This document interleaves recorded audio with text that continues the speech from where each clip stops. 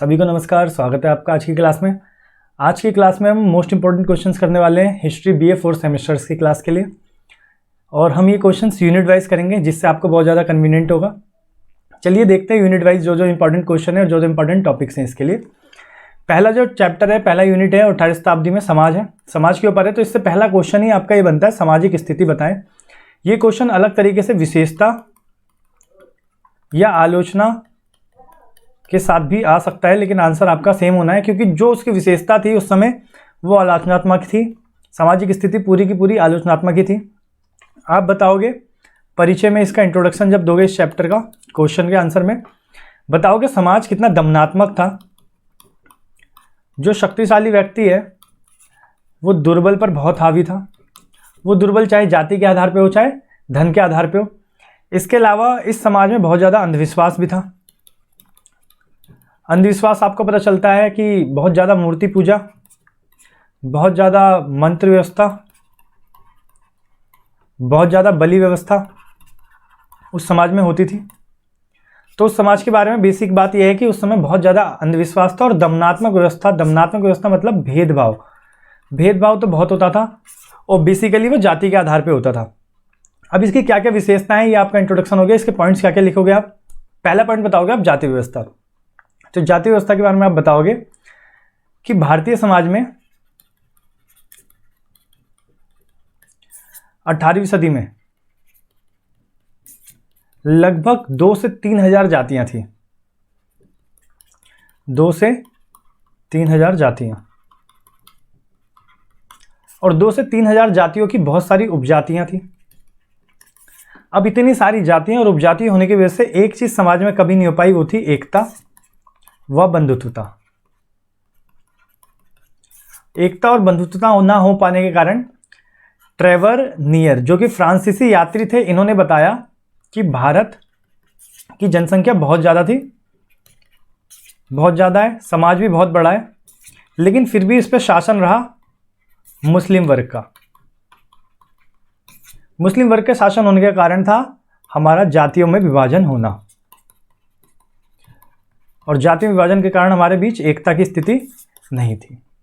तो जाति प्रथा कभी भी अच्छी नहीं हो सकती, आज भी और पहले भी। जाति प्रथा की वजह से समाज में बहुत ज़्यादा भेदभाव होता है। आप देख सकते हो 2 से 3 हजार जातियाँ होंगी और उसकी भी उपजातियाँ होंगी, तो कहाँ से एकता आएगी? तो एकता इस स्थिति में नहीं थी, और इसी वजह से ट्रेवर नियर ने बताया कि मुस्लिम जो शासक थे हमारे यहाँ पर, मुगल थे मेनली, उनका शासन भी हमारे भारत में हो पाया। इसके बाद अब अगला पॉइंट लिखेंगे अस्पृश्यता। अस्पृश्यता का मतलब आप समझते होंगे, इसको सीधी भाषा में कहा जाए तो भेदभाव या छुआछूत हो सकता है। और भेदभाव और छुआछूत बेसिकली जातिवाद या लिंग के आधार पे होता था। ये कैसे होता था? शिक्षण संस्थानों में, यानी कि शिक्षण संस्थान, स्कूलों में, विद्यालयों में जब बच्चे जाते थे तो एक दूसरे के साथ जाति के आधार पर भेदभाव करते थे, लिंग के आधार पर भेदभाव करते थे। कई बच्चे निम्न जाति के होते थे, उनको दरी पर बिठाया जाता था। आपको पता भी होगा बाबा साहेब अम्बेडकर के साथ भी ऐसा होता था।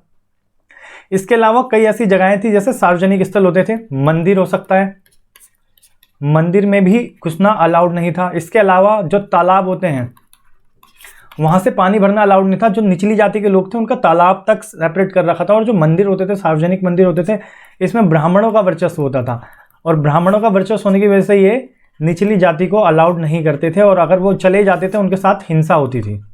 हिंसा मतलब उन्हें मारा पीटा जाता था कि उनको अलाउड नहीं है तो वो कैसे आ गए।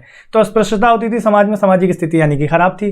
नारी की स्थिति बात करें तो नारी की स्थिति ऐसी थी कि उसे बोझ समझा जाता था खाली, और वस्तु उपभोग समझा जाता था, मतलब उपभोग करने की वस्तु समझा जाता था। बोझ उसे पिता भी समझता था विवाह से पहले, बस उसे लगता था कि ऐसे भी करके इसका विवाह कर दिया जाए, और विवाह के बाद उसका पति उसे बोझ समझता था। तो कुल मिला के वो बोझ की तरह ही होती थी। और वस्तु उपभोग यानी कि पति। तो अगले पॉइंट में हम जानेंगे शिशु हत्या के बारे में, यानी भ्रूण हत्या के बारे में। जो लड़कियां थी वो गर्भ में ही मार दी जाती थी या पैदा होने के बाद बाल अवस्था में मार दी जाती थी, और उस समय का समाज खासकर सिर्फ लड़कों को बढ़ावा देता था। और ऐसा ऊंची जातियों में बहुत ज़्यादा होता था कि वो लड़कों को बढ़ावा देते थे, मानते थे लड़के पैदा होंगे तो सही है, उससे वंश हमारा आगे बढ़ेगा, शक्ति बढ़ेगी। लेकिन वो बच्चियों के यानी लड़कियों के पैदा होने के बाद उनकी हत्या कर देते थे। समाज का बहुत बड़ा पापी अपराध माना जाता था। इसके बाद अब अगला पॉइंट देखेंगे, पशु बलि। पशु बलि में मानव बलि और पशु बलि दोनों ही बलि दी जाती थी। कई लोग काली माता को प्रसन्न करने के लिए मानव की बलि भी देते थे, जिससे उनकी इच्छाएं पूरी होंगी, ऐसा उनका मानना था।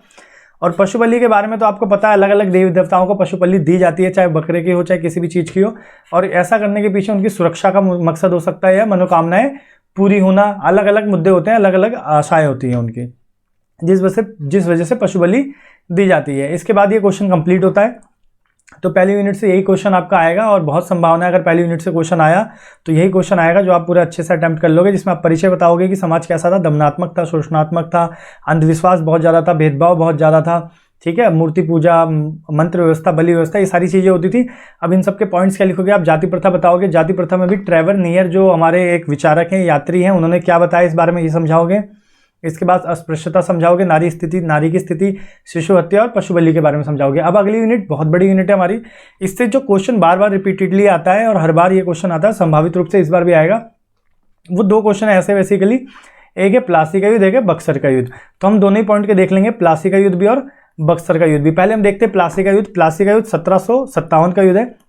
ये एक निर्णायक युद्ध माना जाता है। निर्णायक युद्ध किस चीज़ में भाई? अंग्रेजी सत्ता में, क्योंकि इसके बाद अंग्रेजी सत्ता सशक्त हो गई और बंगाल पर पूर्ण तरीके से इसका नियंत्रण हो गया। बंगाल नियंत्रण इसके बाद से हो गया अंग्रेजों का। तो ये प्लासी का युद्ध हुआ किस किस के बीच?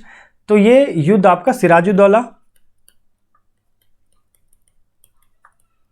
जो कि बंगाल के नवाब थे, और अंग्रेजी गवर्नर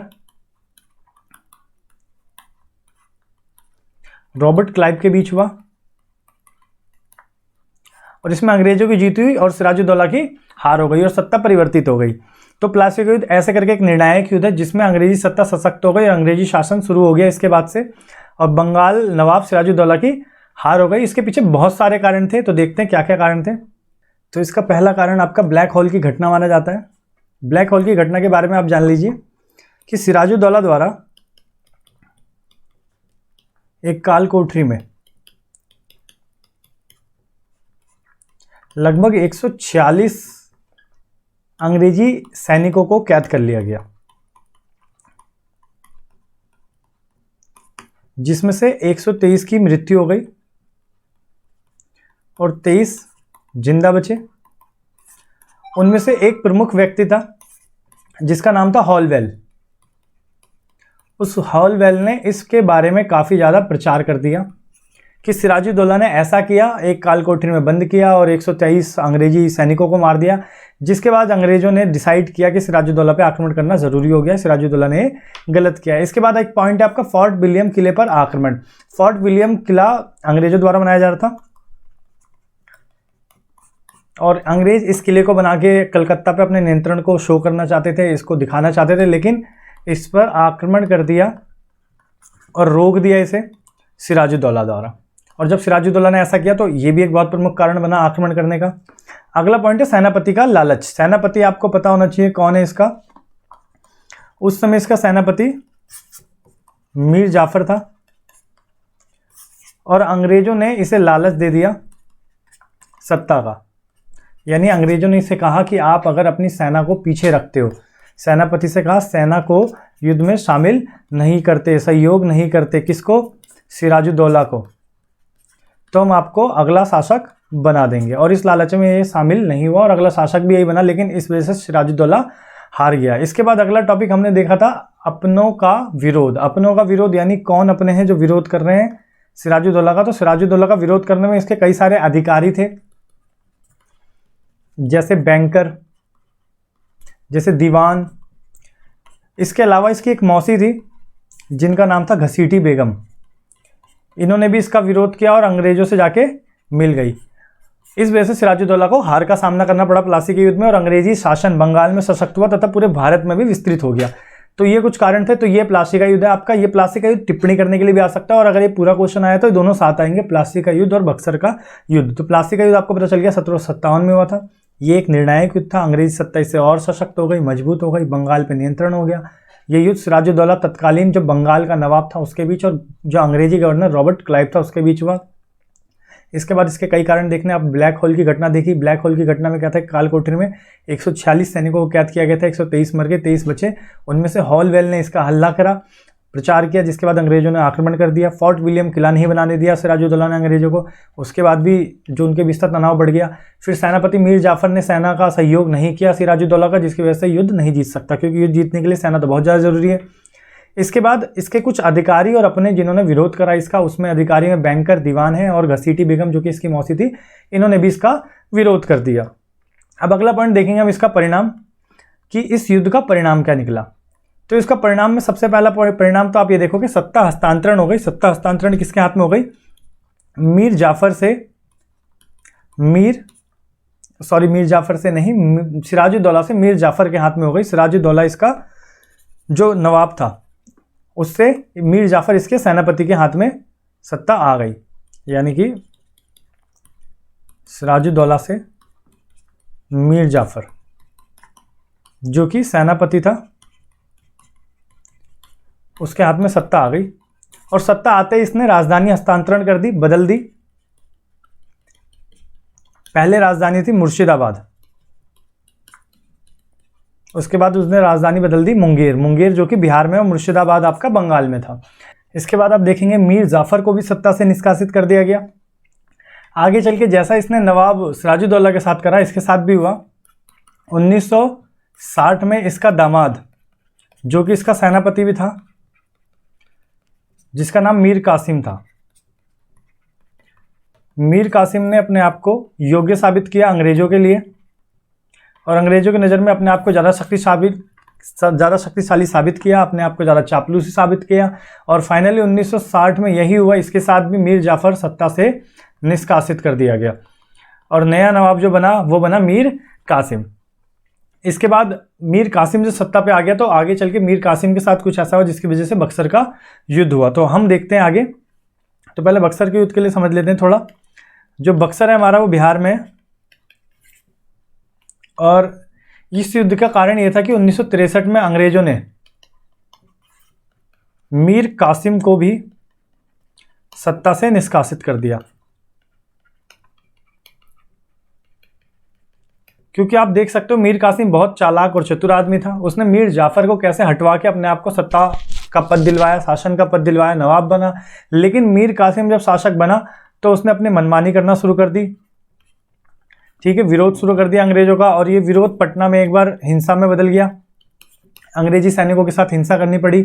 मनमाने में इसने करों की छूट देना शुरू कर दी अपने हिसाब से, अपनी मर्जी से। इस वजह से 1963 में ये हुआ कि मीर कासिम को निष्कासित किया गया और वापस मीर जाफर को शासन दिया गया, नवाब बनाया गया मीर जाफर को। तो इस स्थिति में मीर कासिम को जब हटा दिया गया, मीर कासिम को गुस्सा आया, मीर कासिम ने विरोध करने की सोची, और आगे चल के 1964 में उसने युद्ध लड़ा बक्सर में, जिसे बक्सर का युद्ध कहा गया। इस युद्ध में ये अकेला नहीं थे, इसके साथ और भी 2 साथी थे। बक्सर के युद्ध लड़ने के लिए उसने अपने साथ कुछ शासकों को और जोड़ा। मीर कासिम अवध गया, और अवध को जो नवाब था सजाउद्दौला, उसके साथ मिला, उससे मदद मांगी। और साथ में उस समय उसके साथ मुगल शासक शाह आलम द्वितीय भी वहीं उपलब्ध था। तो उन दोनों ने मिलके मीर कासिम की मदद करने की सोची, और 1964 में ये तीनों ही लड़ने गए बक्सर का युद्ध,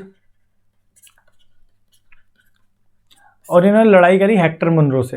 हेक्टर मुनरो जो अंग्रेज था, अंग्रेजों की तरफ से आया था, अंग्रेजी रिप्रेजेंटेटिव। और फाइनली इसमें भी वो मीर कासिम की हार हुई और हेक्टर मुनरो की जीत हुई। और इसके बाद सत्ता और पूर्ण रूप से सशक्त हो गई अंग्रेजों के हाथ में। और आगे इसके कई सारे परिणाम निकले।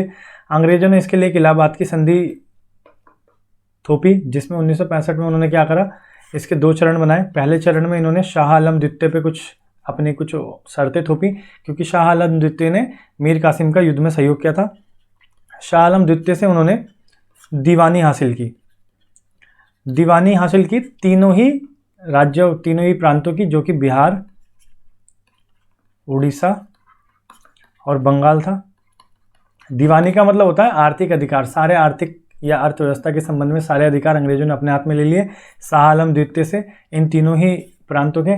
इसके बाद उसने अवध के नवाब पे भी कुछ जुर्माना थोपा, क्योंककि वो भी शामिल हुआ, और ये जुर्माना 50 लाख का था। इसके बाद इन्होंने द्वेष शासन की स्थापना करी 1765 में। द्वेष शासन का मतलब था जिम्मेदारियां और अधिकार बट गए। अधिकार मतलब शक्ति जो अंग्रेजों ने अपने हाथ में ले ली, और जिम्मेदारी यानी कर्तव्य जो कि बंगाल के नवाब को दे दिया गया। इसके बाद लास्ट पॉइंट है अपना रेगुलेटिंग एक्ट। इन्होंने रेगुलेटिंग एक्ट लाने के बाद पूरे तरीके से संवैधानिक तौर पर सशक्तिकरण कर लिया अपना। रेगुलेटिंग एक्ट 1773 में लाया गया, और इसके तहत इन्होंने पहला गवर्नर जनरल बनाया जिसका नाम था वॉरेन हेस्टिंग्स,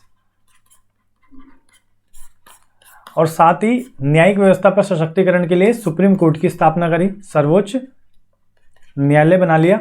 और इसके बाद पूर्णतः पूरे तरीके से अंग्रेजी शासन और ज़्यादा सशक्त हो गया, और बक्सर और बंगाल में जो प्लासी का युद्ध हुआ, दोनों ही युद्धों में अंग्रेजों की जीत हुई। तो इस चैप्टर से आपके 2 टॉपिक आने की संभावना है।